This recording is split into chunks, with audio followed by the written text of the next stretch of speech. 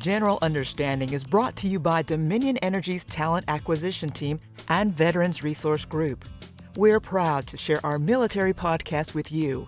We invite you to visit dominionenergy.com/military to learn more about our military programs and Dominion Energy careers to find the career you love. Welcome to General Understanding, a podcast for Dominion Energy employees, where we speak with individuals who support our military and veteran communities, and where we will recognize veteran and other military-connected employees who are helping to transform the way we do business. In today's episode, we speak with Lieutenant Colonel Frank Pera of the Army's 249th Engineer Battalion, the Prime Power Battalion. Prime Power is the only tactical Army unit assigned to the U.S. Army Corps of Engineers and is responsible for providing electrical expertise to commanders about commercial-grade electrical power generation and distribution, and respond with FEMA during disasters to restore electrical power to critical infrastructure. Today's topics will include learning more about the Prime Power Battalion, their training, their capabilities, and their role in support of worldwide requirements.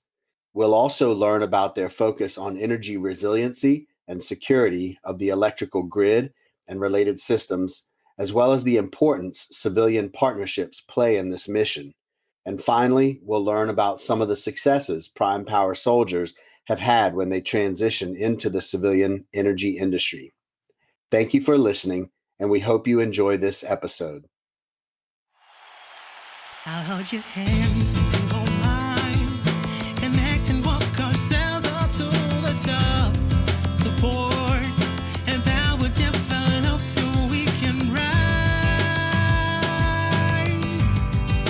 above exploitation and pain. Welcome to General Understanding, a conversation for betterment for all employees to learn more about veterans, a platform for unity, embracing communities, perfect opportunity to value you and me, those who serve their country and fought for our rights, to the family and friends of those who sacrifice. This is dedicated to all, and by the way, I salute our armed forces every day as your holiday. Hold your hands and you hold mine. Connect and walk ourselves up to the top. Support and power develop till we can rise above exploitation and pain.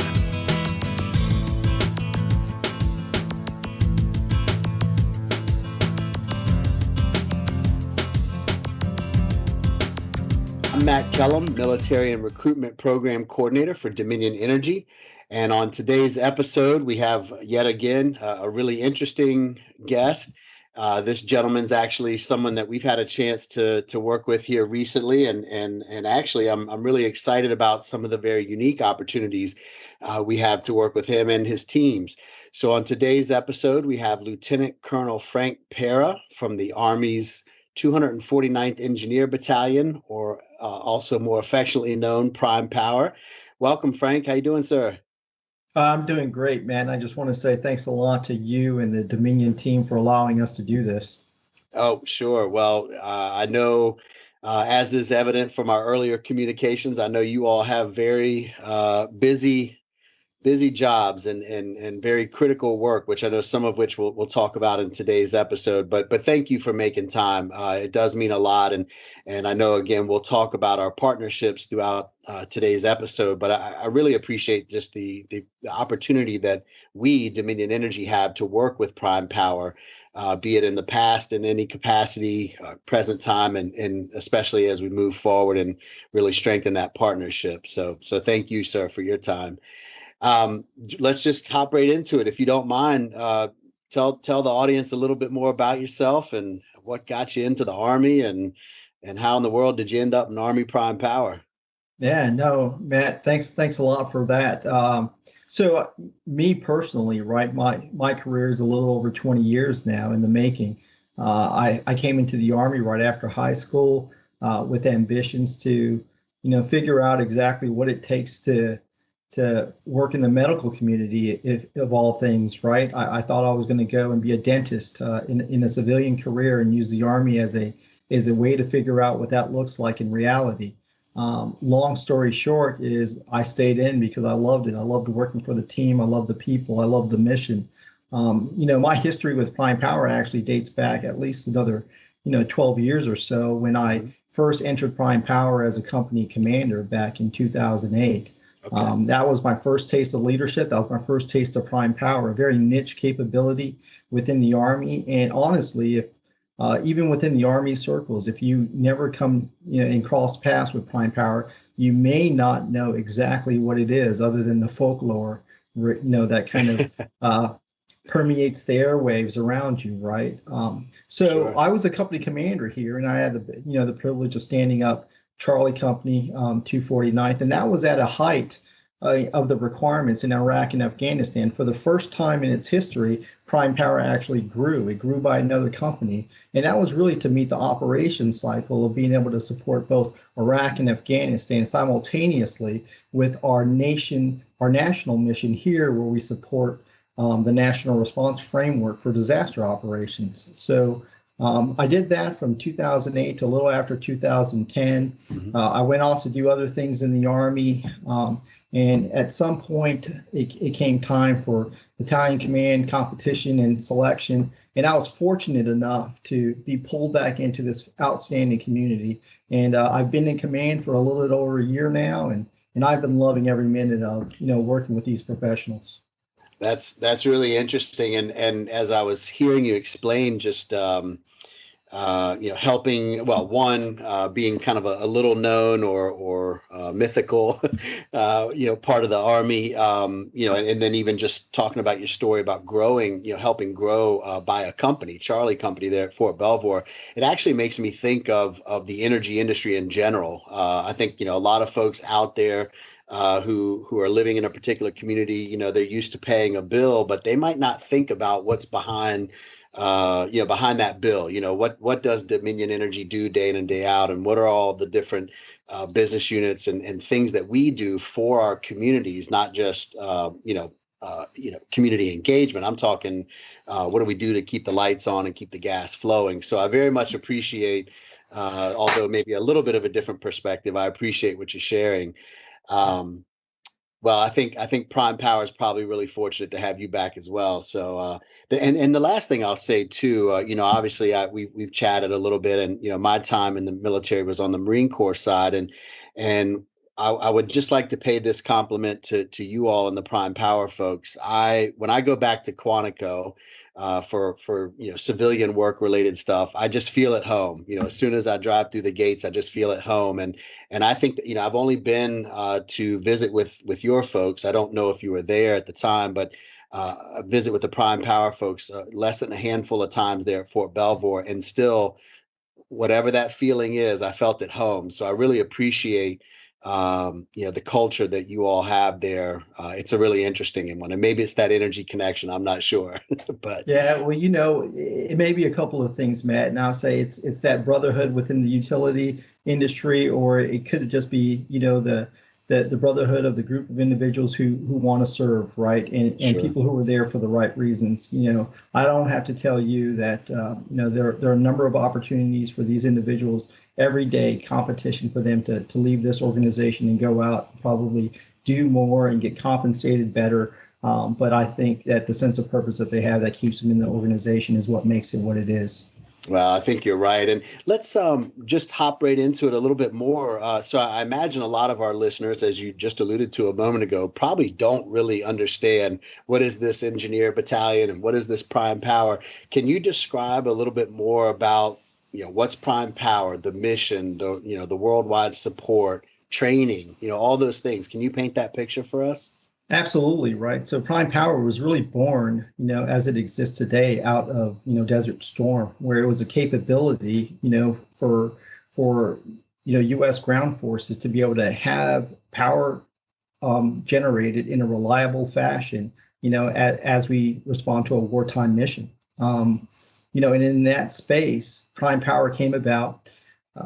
Our job was to really provide Prime Power electrical expertise to the warfighter and to the national response framework, at any given moment. That's the same creed that we stick to today. That defines our mission sets. We actually work in a number of different capacities. When we talk about the overseas mission, we've actually, Matt, you may not know this, but we've been boots on the ground overseas in CENTCOM, right, the Central Command Theater of Operations, ever since 2002, right? This battalion has had a constant presence in CENTCOM for at least the last 18 years. I'm not sure any other organization can say the same, but it really is a testament to the requirement for technical experts out there to ensure that we're safely generating power in a reliable fashion. We're keeping, not just the operators, but the users of that electrical energy, safe. We've had some misfortune, but we've all responded to it in a very effective and professional manner. Well, and let me, I think I know this answer, but let me just ask you to define this for us and our listeners as well. How big is prime power? Because for you all to have been supporting Central Command for 18 years and going longer as we speak, you all are not a very large organization. Is that correct? No, you're right. We're not very large, right? In total, right, we're a little bit over 400 as a group. And then when you think about what we're supporting overseas with right now, the requirement is actually right around 20 or so. And we get away with that, we think, because when you look at what one individual with the background, the training, and the expertise that he brings to bear can bring to the fight, it's really, a multiple factor of kind of what you would see anywhere else in the Army. So where people use formations, we use individual soldiers to have effects.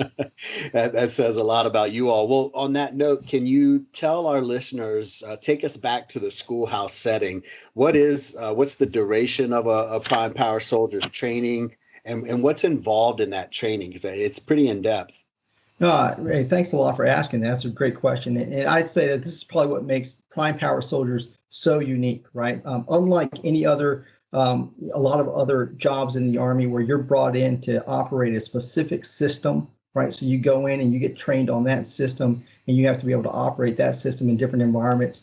We train the prime power experts to really be able to go to any country in any language and operate equipment from any era, right? And generate reliable power. I mean, that's what we bring. So when we do this, right, it takes a long time. Even the selection process is very hard. We don't take anyone off the street. You have to be kind of a first time, re-enlistee, right, looking for that second opportunity in the Army. So you've already got a little bit of background. You already have a proven track record of really a little bit of experience, a little bit of really just professionalism that's been documented. And then we bring you on to the schoolhouse, which is really about a 48-week process, right? Mm-hmm. And unlike everyone else, I mean, we don't talk to the machinery, we talk to the theory, right? So we bring civilian instructors, PhDs in to teach our first 16 weeks of instruction, which is all academics, right? So we're talking about physics, we're talking about calculus, we're talking about thermodynamics, right? Very interesting, ways of thinking, right? For individuals who just months ago were turning wrenches on an engine, right? And that's all they did. And then after that, those 16 weeks, right, to build that foundation, we build on top of that, and we go into operator and maintainer training. And in that operator maintainer, then we do focus on the medium voltage power sets that we do have in the Army to allow our guys to not only operate our equipment, but operate equipment from different eras, held by different services and used by different industries, right? Anything from turbine to diesel, they're doing it all, right? And it really gives them a lot of confidence to be able to go out there and apply what they know about the theory of electricity to a piece of equipment. And then the last block, Matt, is another 16 weeks, right? So 16, 16, and now this last 16 is focused on their ASI. So this additional skill identifier, right? And it really starts to subcategorize these guys into experts. They're either a mechanical experts, they're an electrical experts, or they're an instrumentation. And what that allows them to do is, be able to perform a higher level maintenance on all of our own equipment. In a lot of other formations, If you're a mechanic, you can only fix it to a certain point before that piece of equipment has to get evac'd to a location where they can really tear down the engine and do more to it.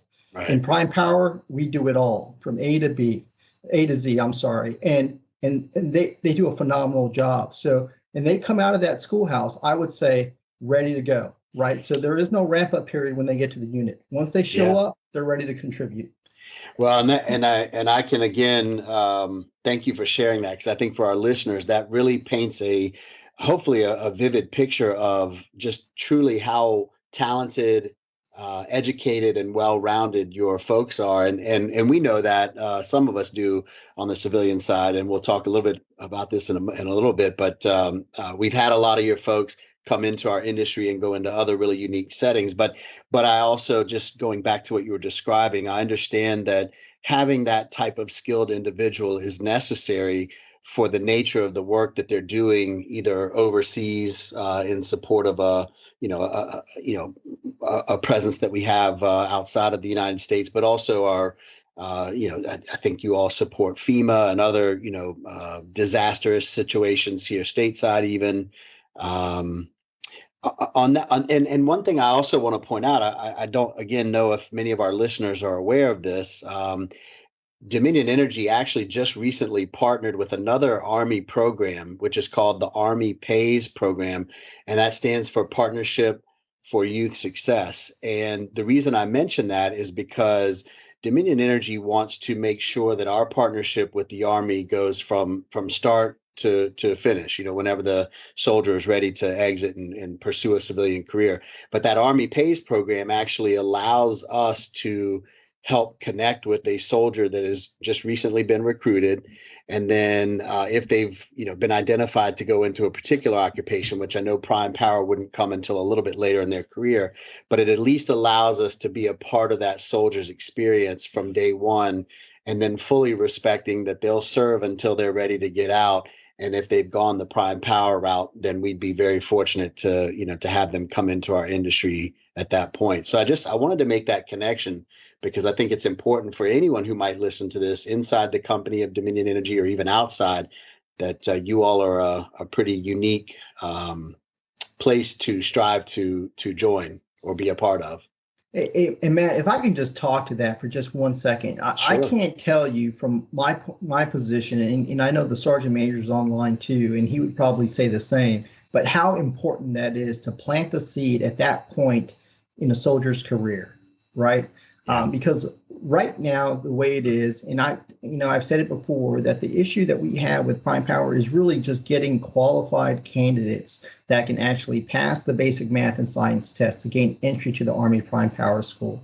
That's always the hardest part, right? The school itself is tough, but trying to find the right individual. What we end up finding for the most part is a lot of the individuals that eventually make it to the Prime Power School had either no idea that Prime Power existed until they were at a point where they had to talk to a career counselor and decide on what that next portion of their career was going to be. But imagine that if we plant that seed early in the process, they have aspirations to do this program, and instead of looking at it and having a short period of time to prepare for this basic math and science test that really is the entrance criteria, that they now are building towards that throughout their initial term, so that by the time they finish, they're ready, right? Yeah. They're that much more ready to be able to take this on as their next phase of their career. I think it's monumental what you guys are doing in Dominion. And like I said, planting that seed is going to really pay dividends down the road. Well, and I want to thank you and the listeners for letting us do that little sidebar there. But it's really important because, and I'm glad that we're having this conversation, that others will hear it and hold me accountable. But, my role with Army Pays, I'd love to help you all create that awareness on the Prime Power side, as I might get a chance to interact with and mentor from a civilian perspective, a new soldier. But I appreciate it too, because I think the energy industry, while we're getting better at it over the past 5 or 10 years, we hadn't really done a great job of branding and marketing ourselves as that sexy place to come to, as far as a career. So I get it. Civilian side has similar challenges, I think, as probably Prime Power has had. Let's switch gears just a little bit, if you don't mind. So obviously I've come to learn from you, and I think you mentioned it a little bit ago. Prime Power is focused on energy resiliency and security of the electric grid and related systems. Can you tell our listeners a little bit more about the importance of this, the work that you all do, but also the importance that this civilian partnership plays in your mission?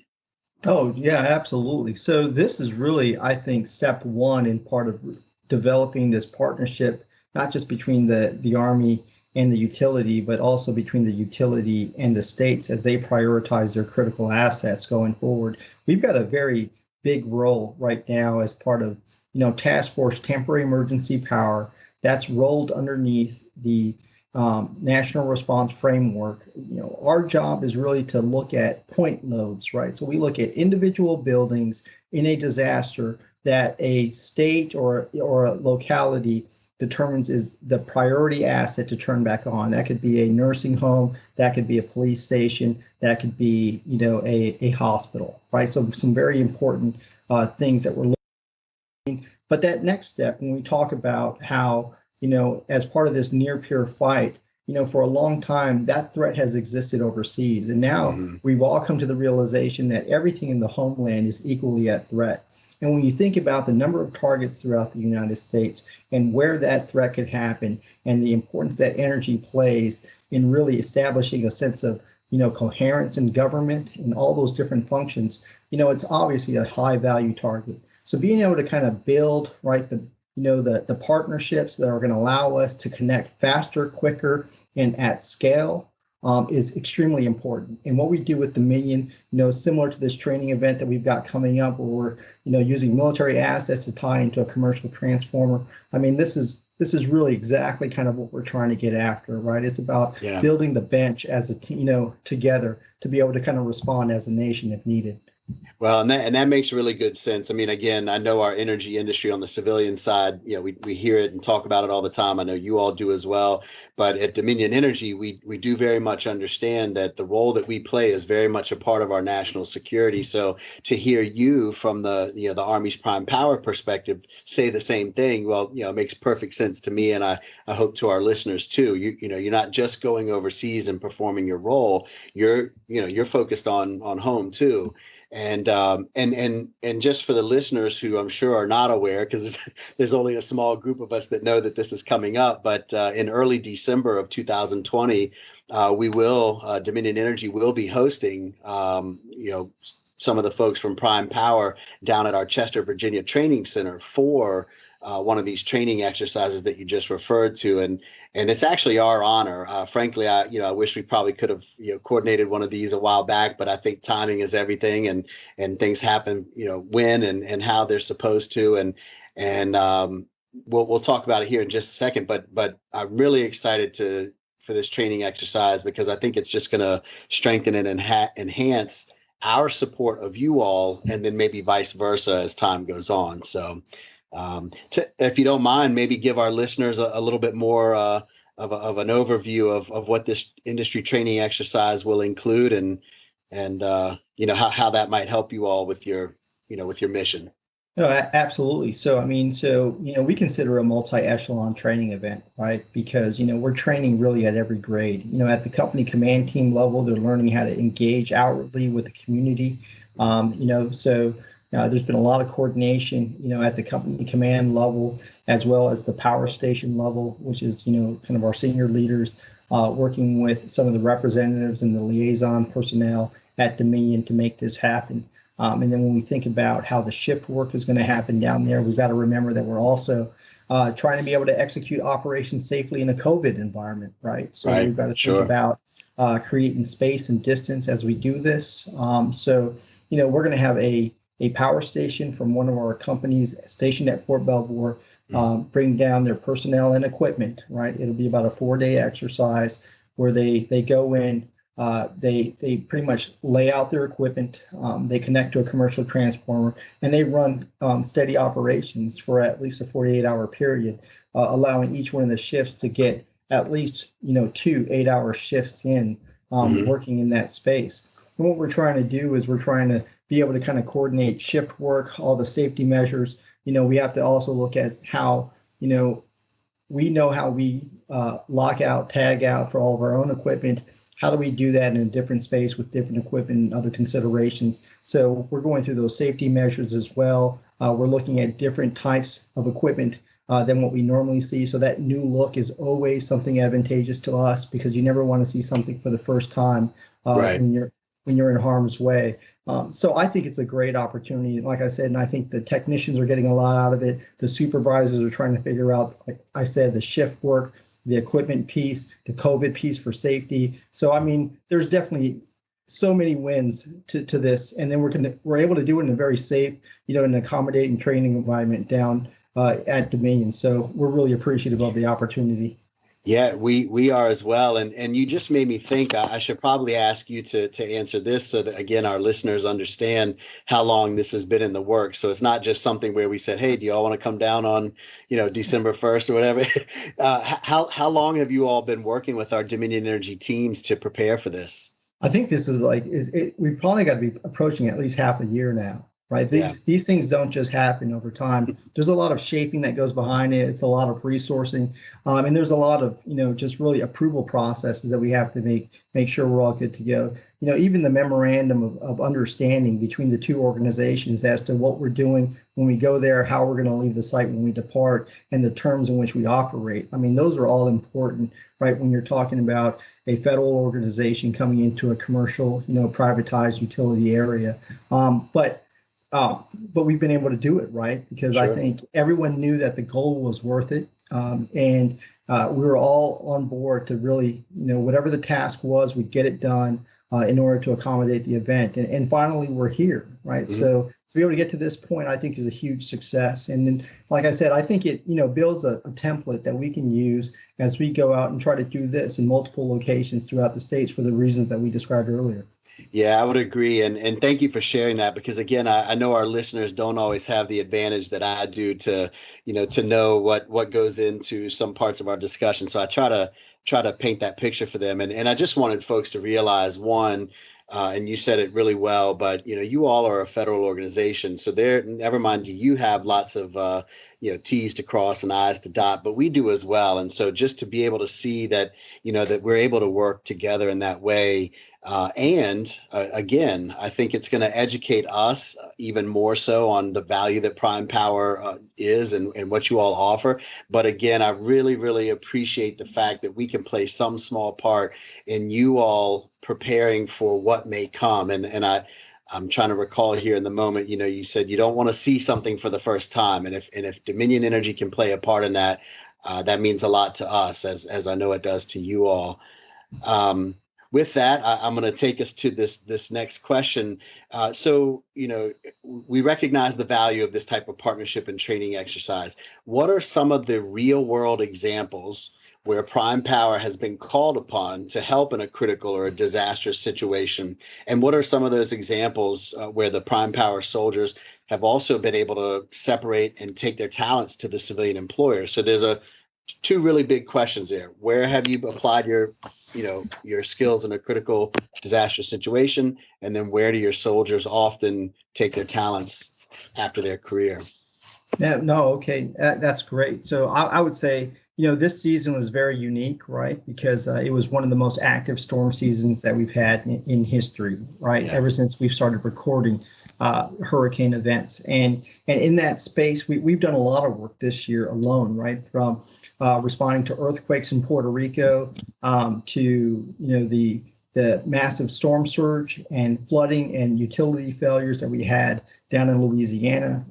And as part of that, we've also, because we had federal bases that are also in Louisiana that were not, did not have access to a lot of the FEMA, support funding, we would have to go in as a military organization to support directly, places like Fort Polk, Louisiana, where we have a training center there that for at least a week was without power.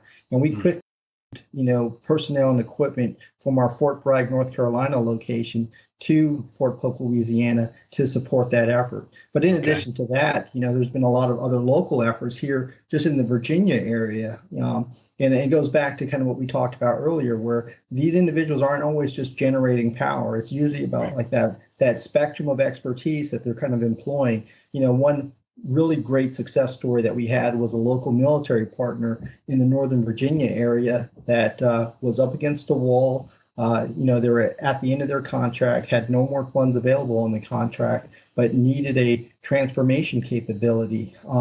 And we were called at the last minute. Like I said, some people don't even know that we exist, but once they found out we exist, we were there within 24 hours. We made an assessment, and within 2 weeks, we were able to provide a solution to them, right, using military support that really only cost them, a fraction of what they would have paid had they, been forced into a contractor route. So we were able to support strategic sites on that mission, right, that supports really not just the military, but the entire Department of Defense, tied back again to national security. So we've had some opportunities in just this year alone within the continental United States to really make a difference. And we're really proud of the work that we've been able to do.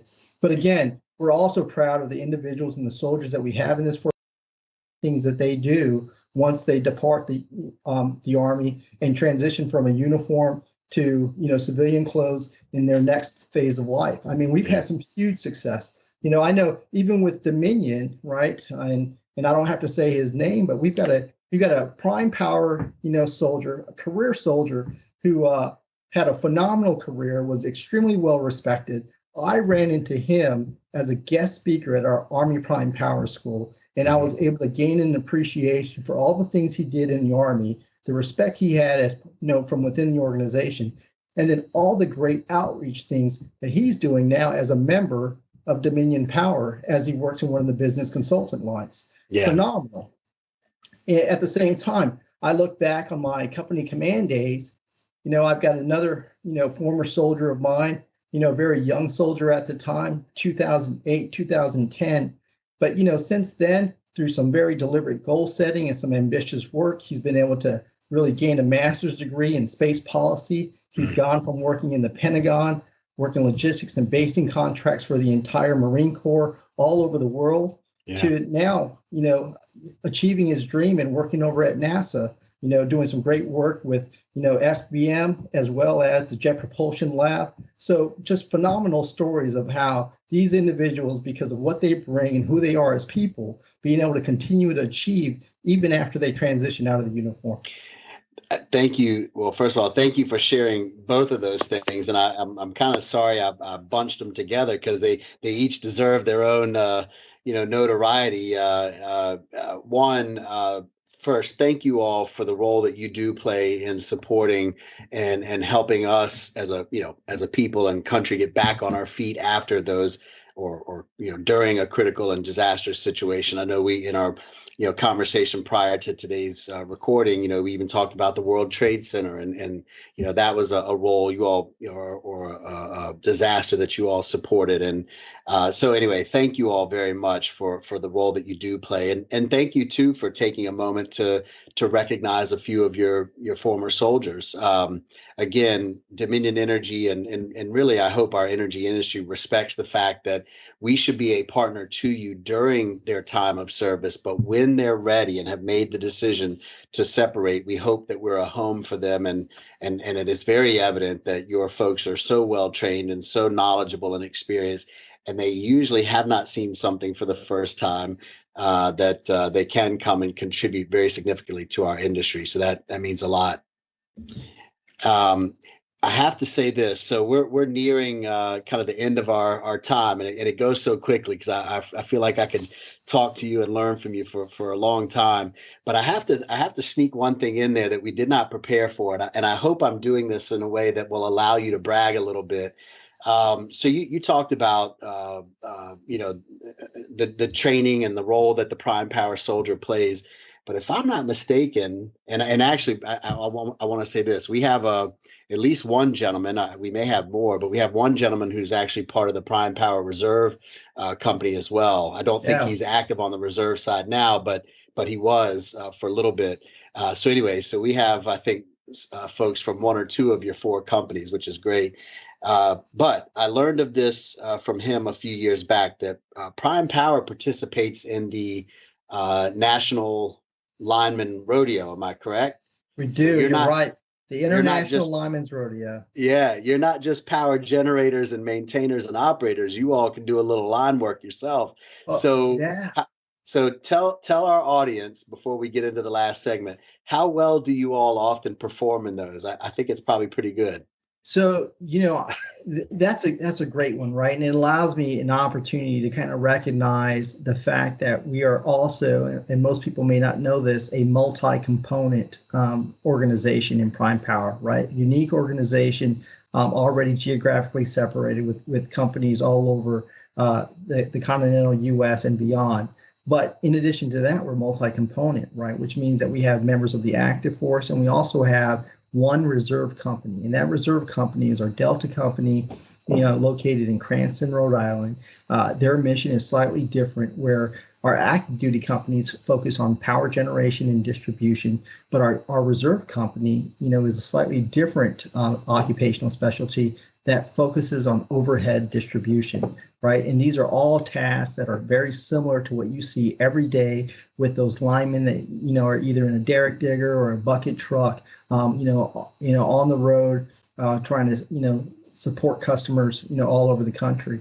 And these guys do that for their day jobs, and it's absolutely phenomenal. We talk to these guys, and they bring in anywhere from 15 to sometimes 30 years of service in the utility industry as linemen. So absolutely phenomenal. And then because of that, when we go to events like the International Lineman's Rodeo, I'm going to say that we've got some ringers, right? Yeah. We've got some ringers. And normally, because the scope of our work is a little bit reduced, we normally compete in the military categories. But, we've been first place for as long as I've known about the event. And the guys do really, really well. And we're very proud of everything that they're able to kind of share with the rest of the team on the active side as well. Well, thank you for letting me sneak that one in on you. And yes, just to kind of say some of that back, that reserve unit, Delta Company up in Rhode Island is a little bit unique, where they, as Frank mentioned, focus on the overhead line work. But and many of them are line workers or something related in the civilian sector. But at any rate, I had to give you all credit, because I know Dominion Energy and some of our civilian peers, we take great pride in how we perform and place in those competitions. But you all deserve some credit too, and had to give a shout out. You all are our partners. And Matt, just one last thing, I'm Sure. just trying to connect the dots the entire way, right? The sergeant major's poking me. He's like, "Hey, sir, you haven't completely, finished the circuit, right?" And I'll tell you that Prime Power, we do power generation, we do distribution on ground, below ground, overhead, and we're a full service organization that goes all the way to the outlet for the customer, right? Mm-hmm. In addition to all those great, power generation experts, those overhead distribution experts, we also have interior electricians in our formation, right? So we are really from the generation really to the point where the customer plugs in, and we are a full service organization in that respect. And we've got the privilege of being able to train in that entire space, and it really is a phenomenal thing to be able to kind of watch and see these guys do their work. Thank you for sharing that. And that is important for our listeners to know, is that you all have that full breadth of capability. And for our listeners, by the way, and we aren't being mean to him, but we did say that we would, have Lieutenant Colonel Pera be our guest. But we do have Command Sergeant Major Moses Danjoint, who's listening in and making sure that we cover all the bases, because it is really important for us to be able to learn from you all. And help you all not be this mythical creature anymore. But thank you, Command Sergeant Major Danjoint. We appreciate you making sure that we're touching all the bases and connecting all the dots, and that's really important. Well, Sir Frank, we're up against the clock here, and as I think from our preparation, we have one last section of the show that we like to do with folks as we head out. We kind of lighten the mood a bit, and as I mentioned to you earlier, this is the at ease portion of our discussion, and we've done some fun stuff in the previous episodes. But you and I agreed that given that Thanksgiving is coming up and the holiday season is upon us, that we would talk about traditions during the holiday season or things that we've seen. So with that, what are some of the interesting holiday traditions that you've seen in your travels? And then also, what is one of your personal favorite holiday traditions? Well, Matt, even though I'm ready for this, I'm still not ready for this, right? But I'll tell you that the holidays are upon us right now, and everyone in the Pera household is completely happy right now because we are Christmas people here, right? So this is exactly kind of where we thrive. And I think given the environment, everyone is just needs something to look forward to, right? Sure. And we've been so blessed, right, with the opportunities that have been afforded us by being able to serve in different places throughout the world. And in our most recent experience, that really has kind of cemented a special place in our minds and our hearts is really our travels to Europe. During this time of the year, the Christmas markets, the Christmas, the Christmas alley in southern Italy, all of those things, right, nice. are just things that we will always remember about our favorite time of the year. We were in southern Italy for about 3 years. We got to see Italians celebrate their tradition of building nativity scenes, right? As a family, they do this year in, year out. They normally corner off entire rooms in their house to build a nativity scene, right? They'll bring you in, and it's really a kind of point of pride for them, right? That this is something they do. We've seen everything from water pumps to flowing water in the manger. I mean, we've seen it all. That's awesome. Right? Absolutely phenomenal. And then to go out and see the rest of Europe and how they celebrate the same time, right, with Christmas markets in places like Budapest, absolutely amazing experience, right? Looking at the craftsmanship out there from everyone. And then for us, right, we're a military family, right? And I think it's very similar to a lot of military families out there where sometimes it becomes really hard for us to really create tradition, right? Because you're never in really, the same place reliably every year. So there's always going to be some give, right? The family that you have around you isn't always the same. You could be in Hawaii and there's no snow, right? That's just the way it is. But, for us, it's always about just taking time for each other, turning off all the devices, and enjoying the fact that we're a family right before we turn over the new year. Wow, that's such a good message. And I think actually not even necessarily a seasonal message. I appreciate you sharing just how excited, all of our friends in other countries get for the holidays and the things that they do. And it just makes me think, obviously, as we've kind of acknowledged it a little bit, this is a really unique time with COVID-19 and we all hopefully are taking care of ourselves and practicing our work very safely. And it just makes me think that to maybe tie it back to some of our earlier comments in this recording is Prime Power is very mission and purpose driven, and so are the folks at Dominion Energy and across all of our energy industry, be it civilian or military. And I just want to thank you for those last words, because I think this is a really good time for us to reflect, appreciate, be thankful, and also to take care of one another and meet new friends. I know we've had Command Sergeant Major Dan join on mute, but I really want to thank him, and I want to thank you, Lieutenant Colonel Frank Pera, for being with us today. And I consider you all two new friends, and can't wait to see you all next week during the training exercise. Yeah, no, Matt, thanks a lot. I appreciate that, and appreciate all the background support from the Sergeant Major as we work through this podcast. My first, I know you've done a lot of these. But one last thing that I wanted to make sure that I said before I closed here is, Prime Power as an organization is made up of a lot of people all rowing together to achieve the same mission. You all have the exact same thing at Dominion Energy, where not everyone is on the line, but everyone is there to kind of help deliver that support to the customer, right? So sometimes they're administrative personnel, sometimes they're even medical personnel, but they're out there all trying to achieve the same thing. We've got the exact same thing in our organization. We've got these experts, but we also have a great support structure of professional individuals who are there to take care of a lot of the administrative and supply tasks so that we can do our job safely and effectively. And I want to make sure that I acknowledge and thank all of those individuals as well. Well, thank you, sir. And on that note, I'll give you that last word. And I'll just wrap by saying thank you for joining us, and please stay safe. And I know that we'll see you soon. That's all we have for today's episode.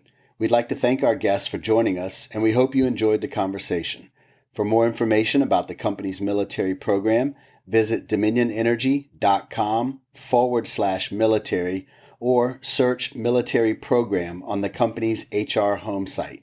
To provide feedback for the show or to send us your questions, email militaryrelations@dominionenergy.com. A special thanks to Dennis McDade, Air Force veteran employee, for our theme music.